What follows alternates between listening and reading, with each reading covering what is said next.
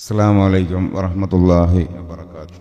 വളരെ അഭിവന്ദരും സമാദരണീയരുമായ ഈ മഹത്തായ സ്ഥാപനത്തിൻ്റെ സർവസ്വം ഉസ്താദ് റഹ്മത്തുള്ളാ കാസിമി അവറുകളെ, വളരെ പ്രഗത്ഭരായ ആദരണീയരായ ഈ മഹത്തായ സ്ഥാപനത്തിൻ്റെയും മഹലിൻ്റെയും ഒക്കെ സാരഥികളായ ഉസ്താദുമാരെ, ഈ സ്ഥാപനത്തിൻ്റെ പ്രധാന ഉസ്താദായ എൻ്റെ സുഹൃത്ത് സജ്ജാദ് നദവി അടക്കമുള്ള ഉസ്താദുമാരെ, രക്ഷിതാക്കളെ, സഹോദരങ്ങളെ, വളരെ ബഹുവന്നരായ മുത്തഅല്ലിം സുഹൃത്തുക്കളെ, പ്രിയപ്പെട്ടവരെ, ഇതിനു മുമ്പും ഈ സ്ഥാപനത്തിൽ ഞാൻ കുറച്ച് വർഷങ്ങൾക്ക് മുമ്പ് വന്നു എന്നാണ് ഞാൻ ഓർമ്മിക്കുന്നത്.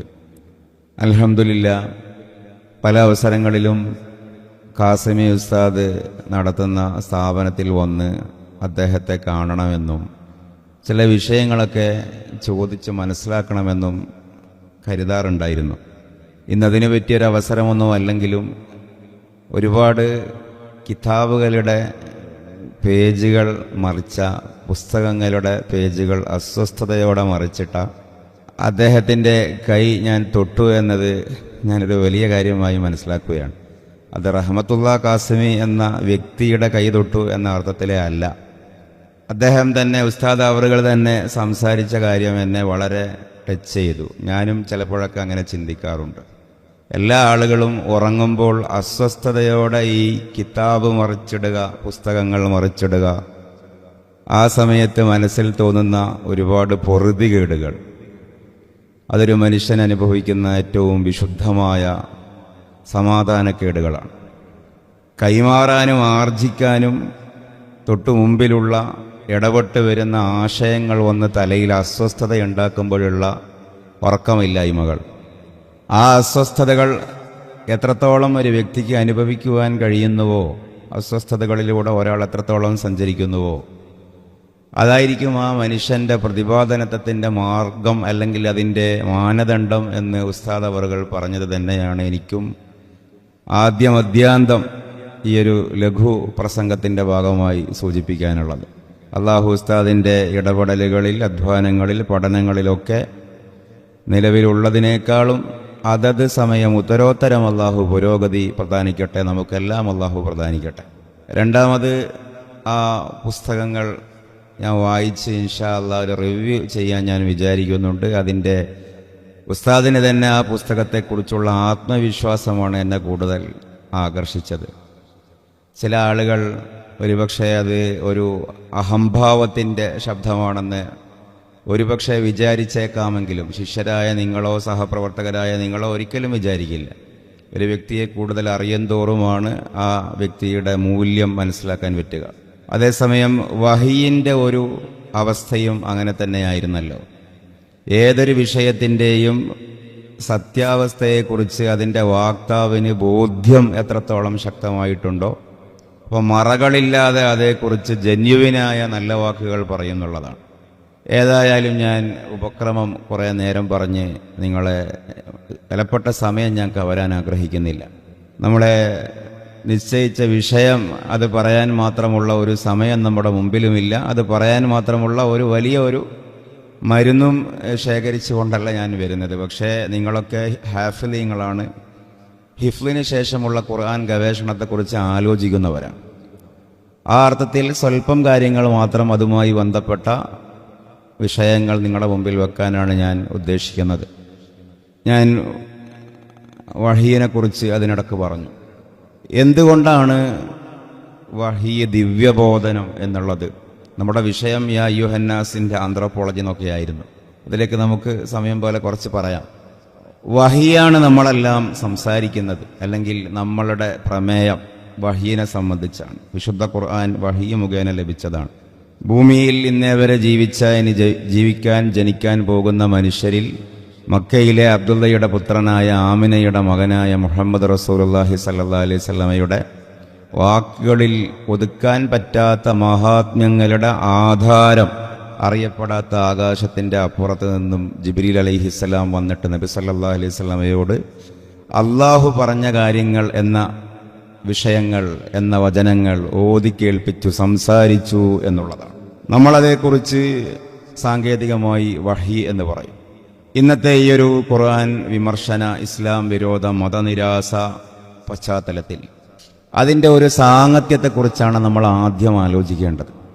ഭൂമിയിലെ ഏതെങ്കിലും ഒരു കേന്ദ്രത്തിൽ നിന്ന് ലഭിച്ച അറിവ് കൊണ്ട് നബി സല്ലല്ലാഹു അലൈഹി വസല്ലമക്ക് സംസാരിക്കാൻ കഴിയുമായിരുന്നില്ല. അല്ലെങ്കിൽ സ്വാർജിതമായതോ ഭൂമിയിൽ നിന്ന് ലഭിച്ചതോ ആയ അറിവുകൾ കൊണ്ടായിരുന്നു പ്രവാചകൻ സംസാരിച്ചത് എങ്കിൽ 2024 നമ്മൾ ഈ കേരളത്തിലെ ഈ പാഴൂരിൽ വെച്ച് മുഹമ്മദ് എന്ന പേര് ഒരു പക്ഷെ ഉച്ചരിക്കുക പോലും ചെയ്യുമായിരുന്നില്ല സല്ലല്ലാഹു അലൈഹി വസല്ലം. ഒരു പൊതുതത്വം നമ്മളൊന്ന് ആലോചിച്ച് നോക്കൂ. ആദ്യം മതമുള്ളവരും ഇല്ലാത്തവരും ഏവരും അംഗീകരിക്കേണ്ട ഒരു പൊതുതത്വം. Extraordinary events need extraordinary explanation എന്ന് പറയും. നിങ്ങൾ ഞാൻ പറയുന്നത് കുറച്ച് എന്നെ ഫോളോ ചെയ്യണം. നിങ്ങൾ വളരെ പ്രബുദ്ധരായ കുട്ടികളാണ്. Extra ordinary events need extraordinary explanation. It only makes the sense.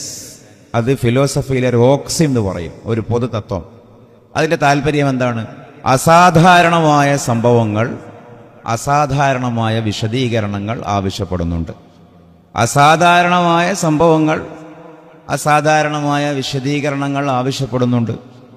It only makes the sense. അങ്ങനെയാകുമ്പോഴേ അർത്ഥമുള്ളൂ. ഞാനിത് പറയുമ്പോൾ തന്നെ നിങ്ങളുടെ മനസ്സിൽ ചില ഉദാഹരണങ്ങൾ വരേണ്ടതുണ്ട്. അസാധാരണമായ സംഭവങ്ങൾക്ക് അസാധാരണമായ വിശദീകരണം വേണം, അത്രേ പറഞ്ഞിട്ടുള്ളൂ.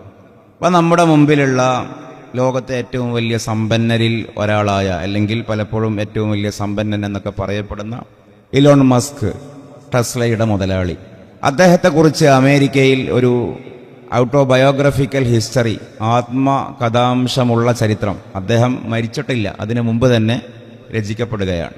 ചരിത്രം എഴുതുന്നയാൾ അമേരിക്കയിലെ അക്കാദമിക ചരിത്ര എഴുത്തുകാരനായ വോൾട്ടയൻ ഏസിയാസ്. അദ്ദേഹം പറയുന്നത്, ഈ Elon Musk he might be either an alien or the companion of an alien. ഒന്നുകിൽ ഈ ഇലോൺ മസ്ക് ഒരു അന്യഗ്രഹ ജീവിയാകണം, അല്ലെങ്കിൽ അന്യഗ്രഹ ജീവിയോട് സംസാരിക്കുന്ന, സമ്പർക്കപ്പെടുന്ന അന്യഗ്രഹ ജീവിയുടെ സുഹൃത്താവണം. ഇത് 2024 ലോകത്തെ ഏറ്റവും ഡെവലപ്ഡ് രാജ്യമായ അമേരിക്കയിലെ ഔദ്യോഗിക ചരിത്രകാരന്റെ ഒരു നറേറ്റീവാണ്. ആരും മൂക്കത്ത് വിരലൊന്നും വെക്കുന്നില്ല. എന്തുകൊണ്ടാണ് ഈ ഇലോൺ മസ്കിനെ കുറിച്ച് അദ്ദേഹം ഭൂമിയിലെ സാധാരണക്കാരനായ ഒരു ഹോമോസാപ്പിയൻ അല്ല, ആവാൻ നിവൃത്തിയില്ല, he might be an alien, either an alien എന്നൊക്കെ പറയുന്നത്, at minimum level companion of alien എങ്കിലും ആകണമെന്നൊക്കെ പറയുന്നത്? കാരണം ഇലോൺ മസ്കിന്റെ ലൈഫ് എന്ന് പറയുന്നത് എക്സ്ട്രാ ഓർഡിനറിയാണ്. അതുകൊണ്ട് തന്നെ it needs extraordinary explanation too. എന്തുകൊണ്ട്? ഇപ്പോ അദ്ദേഹം ഏകദേശം പറയുന്ന കാര്യങ്ങളൊക്കെ കുറേയൊക്കെ അദ്ദേഹം സാക്ഷാത്കരിക്കുന്നുണ്ട്. അദ്ദേഹത്തിൻ്റെ ഏറ്റവും പുതിയ ഒരു കാഴ്ചപ്പാടെന്ന് പറയുന്നത് ഈ സൈബോർഗുകൾക്ക് വേണ്ടി ഒരു ഐലൻഡ് ഉണ്ടാക്കുന്നൊക്കെയാണ് പറയുന്നത്. സൈബോർഗ് എന്ന് പറഞ്ഞാൽ അനാട്ടമിക്കലി, മെറ്റബോളിക്കലി മനുഷ്യന്റെ ശരീരമായിരിക്കും, പക്ഷേ തല ഓപ്പറേഷൻ ചെയ്തിട്ട് ബ്രെയിൻ നീക്കിയിട്ട് അവിടെ ആർട്ടിഫിഷ്യൽ ഇൻ്റലിജൻസ് വെച്ച് പിടിപ്പിക്കും. അതിൻ്റെ സോഫ്റ്റ്വെയർ അവിടെ ഇൻസ്റ്റാൾ ചെയ്യും.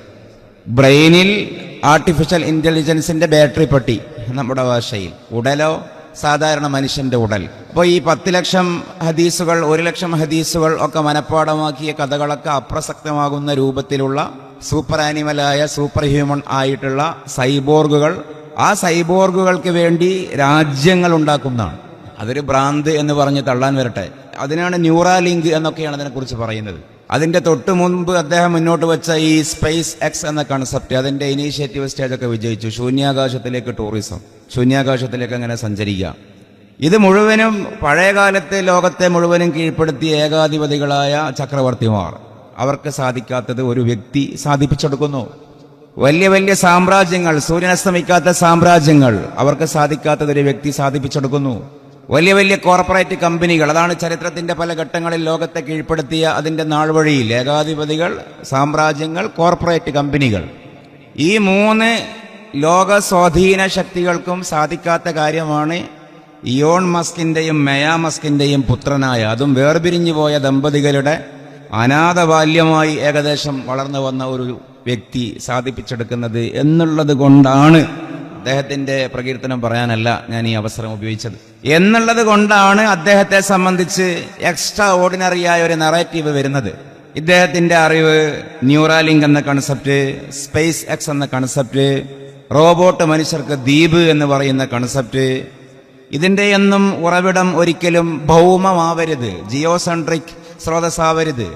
കാരണം അസാധാരണമായ അനിതരത്വമുള്ള ഇത്തരം ആലോചനകളുടെ ഉറവിടം സ്വാഭാവികമായി അത് ആകാശീയമാകണം. അതിൻ്റെ ഉറവിടം ഏലിയൻ വഴിയാവണം എന്ന് ലോകം കരുതുകയും അതനുസരിച്ചുകൊണ്ട് വിശദീകരണങ്ങൾ വരികയും ചെയ്യുന്നു. ഇത് കേവലം ഒരു ഇലോൺ മസ്കിനെ കുറിച്ച് മാത്രമല്ല. ഈ മിസൈൽ റോക്കറ്റ് സാങ്കേതിക വിദ്യയുടെ പിതാവ് എന്നൊക്കെ അറിയപ്പെടുന്ന ജാക്ക് പാർസൺ, അദ്ദേഹം ലജാവോ മരുഭൂമിയിൽ വെച്ച് ഏലിയനുമായി കണ്ടുമുട്ടി, അതൊരു ജിന്നായിരുന്നു എന്നൊക്കെ പറയുന്ന പഠനങ്ങൾ ജാക്ക് സ്വാലിയുടെ my deception to the messenger എന്ന പുസ്തകത്തിൽ അതേ സംബന്ധിച്ച് പറയുന്നു. കാരണം ഇതൊക്കെ ഇതിന്റെ സ്പെഷ്യലൈസേഷനാണ് ഒരുപക്ഷെ ഈ സമയത്ത് ഉസ്താദ് ചെയ്യുന്നത് എന്ന് ഞാൻ വിചാരിക്കുകയാണ്. ഈ ജിന്നുകളുടെ, കാഫർ ജിന്നിന്റെ, ലൂസിഫറിന്റെ, ആന്റിക്രിസ്റ്റിന്റെ, ദജ്ജാൽ സേനയുടെ ഒക്കെ ആഗ്രഹമാണ് ഭൂമിയിൽ ബ്ലഡ് ഷെഡിങ് ഉണ്ടാക്കുക എന്നുള്ളത്.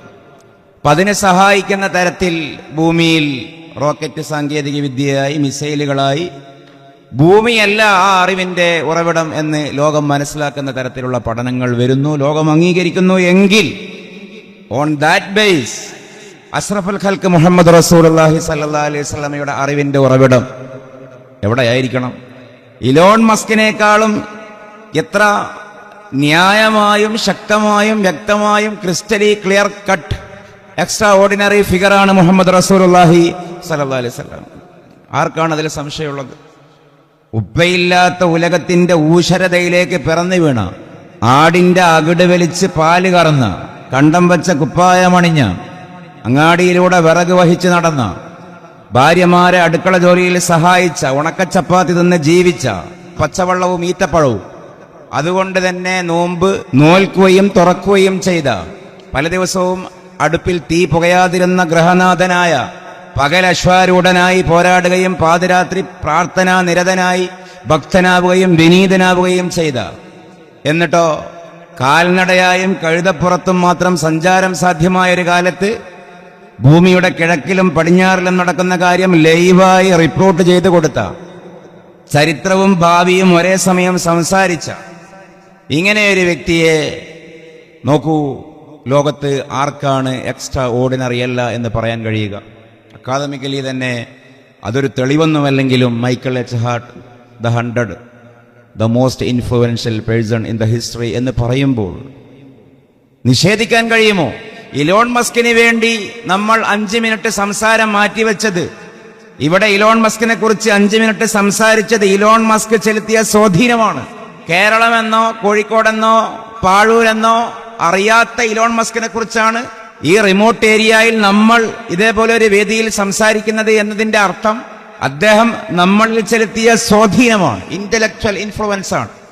എങ്കിൽ ക്രിസ്തബ്ദം 570 ഏപ്രിൽ 21 മുതൽ 532 ജൂൺ 8 വരെ ഈ ഭൂമിയിൽ സശരീരിയായി ജീവിച്ച ഒരു മനുഷ്യൻ, ആ മനുഷ്യനെ കുറിച്ച് 1400 കൊല്ലത്തിനിപ്പുറവും ലോകം ചർച്ച ചെയ്തുകൊണ്ടേയിരിക്കുന്നു. 5 മിനിറ്റല്ല, 5 മണിക്കൂറല്ല, ദിവസങ്ങളല്ല, മാസങ്ങളല്ല, എത്ര പുസ്തകങ്ങൾ, എത്ര സംവാദങ്ങൾ, എത്ര പ്രഭാഷണങ്ങൾ, അനുകൂലികൾ, പ്രതികൂലികൾ, സന്ദേഹികൾ, കാദമീഷ്യന്മാർ, എല്ലാ ആളുകളും, ആത്മീകാചാര്യന്മാർ. സ്വാഭാവികമായും ന്യൂട്രലായി ആലോചിച്ചാൽ നബി സല്ലല്ലാഹു അലൈഹി വസല്ലമ മിണ്ടിയ കാര്യങ്ങളുടെ ഉറവിടം സ്വാഭാവികമായി it needs an extra ordinary explanation. അപ്പൊ നമുക്ക് പറയാൻ കഴിയും, പ്രവാചകൻ he might be an alien or the companion of an alien. ഒന്നുകിൽ പ്രവാചകൻ തന്നെ ഒരു മലക്കാവണം, അല്ലെങ്കിൽ പ്രവാചകൻ അള്ളാഹുവിങ്കൽ നിന്ന് സന്ദേശം കൊണ്ടുവരുന്ന മലക്കുമായി സംസാരിച്ച മലക്കിന്റെ കമ്പാനിയനാവണം എന്നുള്ളതിൽ യാതൊരു സംശയവുമില്ല. നബി സല്ലല്ലാഹു അലൈഹി വസല്ലം സ്വയം ഉണ്ടാക്കിയ കാര്യങ്ങളാണ് വിശുദ്ധ ഖുർആൻ, ആർജിതമായി അഭിനയിച്ചതാണ് വഹി എന്നൊക്കെയുള്ള കാര്യത്തെ ആധുനിക ലോകം സംവാദാത്മകമായി അംഗീകരിക്കുന്ന പൊതു തത്വങ്ങൾ ഉപയോഗിച്ചുകൊണ്ട് തന്നെ നമുക്ക് ലളിതമായി അതിനെ മറികടക്കാൻ കഴിയും. നബി സല്ലല്ലാഹു അലൈഹി വസല്ലം അത്രയും സത്യമാണ് സംസാരിച്ചത് എന്നുള്ളത്. ആ വഹീനെ കുറിച്ച് റസൂലുള്ളാഹിന്റെ ആത്മവിശ്വാസം, അത് ഞാൻ ഇവിടെ മെൻഷൻ ചെയ്തപ്പോഴാണ് ഞാൻ അങ്ങോട്ടേക്ക് വാസ്തവത്തിൽ ആലോചിച്ചത്. പ്രവാചകൻ രണ്ട് വിമർശനങ്ങളാണുള്ളത് വഹീനെ സംബന്ധിച്ച്. ഒന്ന് അഭിനയിക്കുന്നതാണ്, മറ്റൊന്ന് മനോവിഭ്രാന്തിയാണ്.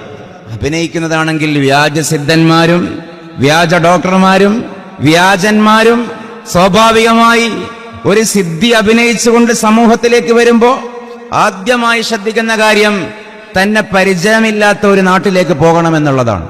പിടിക്കപ്പെടുന്ന ഒരു വ്യാജ ഡോക്ടറും തദ്ദേശീയനാവില്ല, വിദേശീയനേ ആവുള്ളൂ. ഏറ്റവും ചുരുങ്ങിയത് വേറെ ജില്ലക്കാരനോ സ്റ്റേറ്റുകാരനോ ആയിരിക്കും. ഒരു വ്യാജ തങ്ങൾ പ്രത്യക്ഷപ്പെടുമ്പോ വേറെ ഏതോ നാട്ടുകാരനായിരിക്കും. ഒരു വ്യാജ ഷെയ്ഖ് പ്രത്യക്ഷപ്പെടുമ്പോ വേറെ നാട്ടുകാരനായിരിക്കും. ഒരു വ്യാജ ഡോക്ടർ പ്രത്യക്ഷപ്പെടുമ്പോ വേറെ നാട്ടുകാരനായിരിക്കും.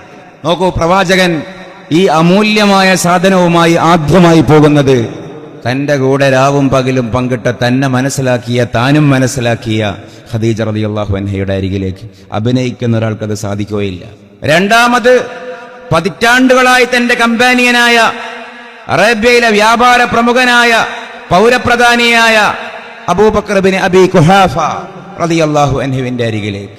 30 വയസ്സുകാരനായ സയ്യിദ് ബിൻ ഹാരിസ് റളിയല്ലാഹു അൻഹുവിന്റെ അരികിലേക്ക്, അലി റളിയല്ലാഹു അൻഹുവിന്റെ അരികിലേക്ക്. ഫാമിലിയുമായിട്ടാണ്, ഹൃദയബന്ധുക്കളുമായിട്ടാണ് ആദ്യം സംസാരിക്കുന്നത്. അഭിനയിക്കുന്ന ഒരാൾക്കത് സാധിക്കുകയില്ല. നമ്മളൊരു തിയറി മുന്നോട്ട് വെക്കുമ്പോൾ ആ തിയറിയെ പ്രൂവ് ചെയ്യുന്ന, ആ സങ്കല്പത്തെ സാധൂകരിക്കുന്ന എവിഡൻസുകൾ ലഭിക്കുമ്പോഴാണ് ആ തിയറി ഒരു ഫാക്ട് ആവുന്നത്.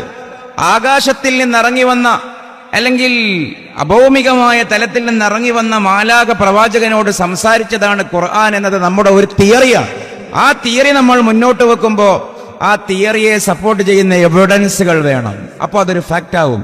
ആ എവിഡൻസ് ആണ് ഭൂമിയിലെ ഒരു മനുഷ്യന്റെ മുമ്പിൽ മലക്ക് പ്രത്യക്ഷപ്പെടുമ്പോൾ പേടിയുണ്ടാകണം, പരിഭ്രമമുണ്ടാകണം, പനിച്ച് വറക്കണം. അഭിനയിക്കുന്ന ഒരാൾക്ക് എന്തിന് പനിക്കണം? വീട്ടിലേക്ക് ഓടി വരുന്നു, സമ്മിലൂനി സമ്മിലൂനി, വിറക്കുകയാണ്. സ്വാഭാവികമായി പനി വരുമ്പോൾ ആദ്യമായി നമ്മൾ പുതപ്പെടുത്തിടുക കാലിന്റെ സെൻസിറ്റീവായ ശരീരത്തിന്റെ ഭാഗങ്ങളിലേക്കാണ്. ഏറ്റവും പെടുന്നതിനെ ഇവിടെ തണുക്കും. കാലുമ്മലാണ് ഖദീജ ബീവി പുതപ്പെടുന്നത്. ശരീരം മുഴുവനും മൂടുകയാണ്. സംസാരിക്കാൻ വേണ്ടി മുഖത്തെ പുതപ്പ് മാറ്റുമ്പോൾ പ്രവാചകൻ അസ്വസ്ഥപ്പെടുകയാണ്. അഭിനയിക്കുന്ന ഒരാളിൽ അത് ഉണ്ടാവരുത്. മനോവിഭ്രാന്തിയുമല്ല. കുറച്ച് ദിവസം കഴിഞ്ഞപ്പോ വഹി നിലച്ചപ്പോ പ്രവാചകന് സങ്കടമായി. അള്ളാഹു വീണ്ടും വഹിയുമായി വന്നപ്പോ സഫാ കുന്നിന്റെ മുകളിലേക്ക് പോയിട്ട് ആസൂത്രണ വൈഭവം അലാ സത്തക്തുമൂനി, സത്യസന്ധൻ എന്ന പേര് കിട്ടിയ എന്നെ നിങ്ങൾക്ക് വിശ്വസിക്കേണ്ടി വരുമല്ലോ എന്ന് പറഞ്ഞുകൊണ്ട് ഞാൻ അങ്ങോട്ടേക്ക് എന്റെ വിഷയം കൊണ്ടുപോവുകയല്ല. ഒന്നാമത് നമുക്കുണ്ടാവേണ്ട ആത്മവിശ്വാസം, നമ്മൾ സംസാരിക്കുന്ന, ആലോചിക്കുന്ന, പ്രചരിപ്പിക്കുന്ന, സമയം മെനക്കെടുത്തുന്ന ബൗദ്ധികമായ നമ്മുടെ ഊർജം ചെലവഴിക്കുന്ന കാര്യമാണ് ആകാശത്തിന്റെ ചുവട്ടിൽ ഭൂമിക്ക് മുകളിൽ ഏറ്റവും അനർഘമായ, അതുല്യമായ, അനിതര സാധാരണമായ ഏറ്റവും വലിയ പരമാർത്ഥം എന്നുള്ള സത്യത്തെ മനസ്സിലാക്കലാണ് ഒന്നാമത്തെ നമ്മുടെ ചുമതല. പായസത്തിന്റെ മധുരം പാത്രത്തിന് അറിയണം, സൂപ്പിന്റെ ടേസ്റ്റ് സ്പൂണിന് അറിയണം. മധുരം പായസത്തിനുണ്ടായത് കൊണ്ട് കാര്യമില്ല, വിളമ്പുന്ന പാത്രത്തിനത് മനസ്സിലാക്കാൻ പറ്റണമെന്നുള്ളതാണ്. ഇനി ഞാൻ എൻ്റെ ഈ ടൈറ്റിലിന്റെ ചുവട്ടിലേക്ക് ഈ ആമുഖം ഞാൻ പറഞ്ഞത്, നേരത്തെ ഉസ്താദ് സൂചിപ്പിച്ചതുപോലെ എത്ര ഗവേഷണം ചെയ്താലും അതിനപ്പുറത്തൊരു സാധ്യതയുണ്ടാകും. ഞാൻ ഈ സംവാദത്തിന് വേണ്ടി ഒരുങ്ങുമ്പോൾ ഞാൻ കൂടുതൽ ശ്രദ്ധിച്ചത് അവര് നമുക്കെതിരെ ഉന്നയിക്കാൻ സാധ്യതയുള്ള വിചാരങ്ങൾ എന്തൊക്കെയായിരിക്കും എന്നുള്ള കാര്യമാണ്. സ്വാഭാവികമായി രണ്ട് രാഷ്ട്രങ്ങൾ തമ്മിൽ ഏറ്റുമുട്ടുമ്പോൾ ഇപ്പൊ ഇന്ത്യയെക്കുറിച്ച് ഏറ്റവും നന്നായി അറിയുന്നത് ഇന്ത്യയുടെ വ്യോമസേന മേധാവിയേക്കാളും ഒരുപക്ഷെ ചൈനയുടെയും പാകിസ്ഥാന്റെയും വ്യോമസേന മേധാവിക്കായിരിക്കും. കാരണം പെടുന്നതിന് ഒരു യുദ്ധം ഉണ്ടാവുകയാണെങ്കിൽ എവിടെയാണ് കൊണ്ടുപോയി പൊട്ടിക്കേണ്ടത് എന്ന്. കൊച്ചിയിലെ പൊട്ടൻഷ്യൽ പോയിന്റുകളെ കുറിച്ചുള്ള വിവരം കൊച്ചി മേയറേക്കാൾ കൂടുതൽ ഉണ്ടാവുക പാകിസ്ഥാന്റെ വ്യോമസേന മേധാവിക്കായിരിക്കും. അത് പൊതുവെ ഒരു യുദ്ധതന്ത്രമാണ് എന്ന് പറഞ്ഞതുപോലെ ആ ആലോചനയിൽ എനിക്ക് തോന്നി ഒരുപക്ഷെ ഈ എവല്യൂഷനിസ്റ്റുകൾ, നാച്ചുറിസ്റ്റുകൾ ഇസ്ലാമിനെതിരെ ഉന്നയിക്കാൻ സാധ്യതയുള്ള ഏറ്റവും പ്രധാനപ്പെട്ട ഒരുപക്ഷെ നമ്മളെ ഡിലമ്മയിലാക്കുന്ന ഒരു മേഖല മനുഷ്യന്റെ ഫോസിലുകൾ. ലഭ്യമാകുന്ന ഫോസിലുകൾക്ക് 2 ലക്ഷത്തിന്റെയും 3 ലക്ഷത്തിന്റെയും, 1000 അതിനേക്കാൾ ഏറെ കാലത്തിന്റെയും പഴക്കം പറയുന്നു. അതേസമയം നാം അബുൽ ബഷർ ആദം അലൈഹിസ്സലാം എന്ന് പറയുന്ന ആദം അലൈഹിസ്സലാമിന്റെ കാലവും നമ്മളും തമ്മിലുള്ള അന്തരം എന്ന് പറയുന്നത് അദ്ദേഹത്തിന്റെ കണക്ക് പ്രകാരം ഒരു 8,000-ഓ 9,000-ഓ കൊല്ലമോ മാത്രമേ വരികയുള്ളൂ. 70 കൊല്ലത്തെ ഗ്യാപ്പാണ് രണ്ട് പ്രവാചകന്മാർക്കിടയിൽ അദ്ദേഹം കൊടുക്കുന്നത്. ഇനി അത് അപൂർവം പ്രവാചകന്മാർക്ക് 950 നമ്മൾ പറയുന്നുണ്ടല്ലോ. ആ ഒരു ആവറേജിൽ നമ്മൾ കൊടുത്താലും ആ ആവറേജ് അതേസമയം 100 വയസ്സിലും 110 വയസ്സിലുമൊക്കെ മക്കളുണ്ടാകുന്ന സന്ദർഭങ്ങൾ പ്രവാചകന്മാർക്കുണ്ടാകുന്നതിനെ കുറിച്ച് അവർ പറയുന്നത് അവിശ്വസനീയതയുടെ കൂടെയാണ്. എനിക്കങ്ങനെ മക്കളുണ്ടാകും, വഹനൽ അൽമുമിന്നി സുഷൈബ എന്നൊക്കെ പറയുമ്പോൾ അവരുടെ പ്രായം 100 അറൗണ്ടാണ്. അപ്പൊ സ്വാഭാവികമായി ആവറേജിൽ 120-ഓ 130-ഓ ഒക്കെ വയസ്സ് ഒരു തലമുറക്ക് നമ്മൾ പരികൽപ്പിച്ചു കൊടുത്താലും നമ്മളും ആദം നബി അലൈഹിസ്സലാം തമ്മിലുള്ള കാലത്തിന്റെ ഗ്യാപ്പ് ഒരിക്കലും 25,000 കൊല്ലത്തിന്റെ മുകളിലേക്ക് പോവില്ല. ഏകദൈവ വിശ്വാസത്തിന്റെ അടയാളങ്ങൾ, കണ്ടെത്തപ്പെടുന്ന അടയാളങ്ങൾ, അതിന്റെ മാക്സിമം ആന്ത്രോപോളജിക്കൽ വേഷൻസ് പരിശോധിച്ചാലും 40,000-വും 50,000-വും കൊല്ലത്തിന്റെ ഇടയിൽ പഴക്കമേ കാണുന്നുള്ളൂ. ഇത് അവര് ഉന്നയിച്ചു കൊണ്ടിരിക്കുന്ന ഒരു കാര്യമാണ്. അപ്പൊ എന്തായിരിക്കും 2.5-3 ലക്ഷം കൊല്ലം മുമ്പ് ജീവിച്ച് മരണപ്പെട്ടു പോയ മനുഷ്യരുടെ ഫോസിലുകളും നമ്മുടെ മനുഷ്യരാശിയുടെ പിതാവായി നാം മനസ്സിലാക്കുന്ന സയ്യിദുന ആദം അലൈഹിസ്സലാം ജീവിച്ച കാലഘട്ടവും തമ്മിൽ താരതമ്യം ചെയ്ത് നോക്കിയാൽ ചുരുങ്ങിയതൊരു 2-2.5 ലക്ഷത്തെ കൊല്ലത്തെ കഥ നമുക്ക് ഒരു ഗ്യാപ്പുണ്ട്. ആ ഗ്യാപ്പ് നമ്മൾ ബ്രിഡ്ജ് ചെയ്ത് കൊടുക്കേണ്ടി വരുന്നുണ്ട്. ഇതാ ഉസ്താദ് ഇവിടെ ഇരിക്കുന്നു. എൻ്റെ ഓർമ്മ ശരിയാണെങ്കിൽ ആ വിഷയം ഞാൻ 4 പേരോടാണ് ചോദിച്ചത്. ഒക്കെ തലേന്നാണ് ഞാൻ നോക്കിയത്. ഞാൻ ഉസ്താദിന് വോയിസ് അയച്ചു. വണ്ടിയിലോ കാറിലോ ആയിരുന്നു. അതിനൊരു ഉസ്താദിന്റെ ഒരു വീക്ഷണം, ഒരു മറുപടി പറഞ്ഞു. മുസ്തഫൽ ഫൈസി ഉസ്താദുമായി ഞാൻ വോയിസ് അയച്ചു. ഉസ്താദ് ഒരു മറുപടി തന്നു. സലാം ഫൈസി വളവട്ടൂരിന് വോയിസ് അയച്ചു. അതിന്റെ റീപ്ലേ ദിവസങ്ങൾക്ക് ശേഷമാണ് അദ്ദേഹം അത് പ്ലേ ചെയ്തത്. സിംസാറുൽ ഹക്കി ഹുദവിക്ക് ഞാനൊരു വോയിസ് അയച്ചു. അദ്ദേഹത്തിന്റെ വീക്ഷണം പറഞ്ഞു. ഉസ്താദ് എന്നോട് പറഞ്ഞു, എൻ്റെ ഈ പുസ്തകം ഡാർവിന്റെ പ്രാർത്ഥന അത് ഈ വിഷയത്തിൽ ഉപകരിക്കും എന്ന് പറഞ്ഞുകൊണ്ടാണ് ഒരു വീക്ഷണം മുന്നോട്ട് വച്ചത്. അതനുസരിച്ചുകൊണ്ട് തന്നെയാണ് ഞാനതിന് ഒരുങ്ങിയത്. ഞാൻ എൻ്റെ സംവാദത്തെ ബൂസ്റ്റ് ചെയ്ത് സംസാരിക്കുകയല്ല. ഉസ്താദുമാരുടെ ദുആ ഉണ്ടായിരുന്നു. ഞാനന്ന് ഞങ്ങളുടെ സർവസ്വമായ മൗലാന മൂസക്കുട്ടി ഹസ്രത്ത് ഉസ്താദിനെ വിളിച്ചു. സയ്യിദുൽ ഉലമ തങ്ങൾ ഉസ്താദിനെ, ജിഫ്രി തങ്ങൾ ഉസ്താദിനെ വിളിച്ചു. രണ്ടുപേരും എൻ്റെ ഉസ്താദുമാർ കൂടിയാണ്. അതേപോലെ വരക്കൽ ഷംസുൽ ഉലമയുടെ മഖ്ബറയിൽ പോയി. അങ്ങനെയൊക്കെയാണ് പോകുന്നത്. ഈ ഉസ്താദുമാരുടെ അഭിപ്രായങ്ങളൊക്കെ ഈ വിഷയത്തിൽ എടുക്കുകയും ചെയ്തു.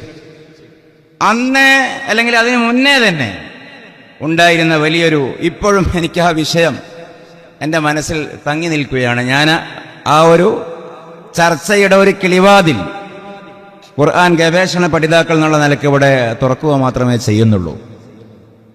ഞാൻ തൊട്ടു മുമ്പ് പറഞ്ഞു, ഇത് 2-3 ആളുകൾ അവതരിപ്പിക്കുകയും കാസിമി ഉസ്താദ് മോഡറേഷൻ ചെയ്യുകയായിരുന്നുവെങ്കിൽ ഒന്നുകൂടി ഭംഗിയായാൻ. ഇതിന്റെ തുടർഘട്ടം ഒരുപക്ഷെ അങ്ങനെ ആവട്ടെ എന്ന് പ്രാർത്ഥിക്കുകയാണ്, കരുതുകയാണ്.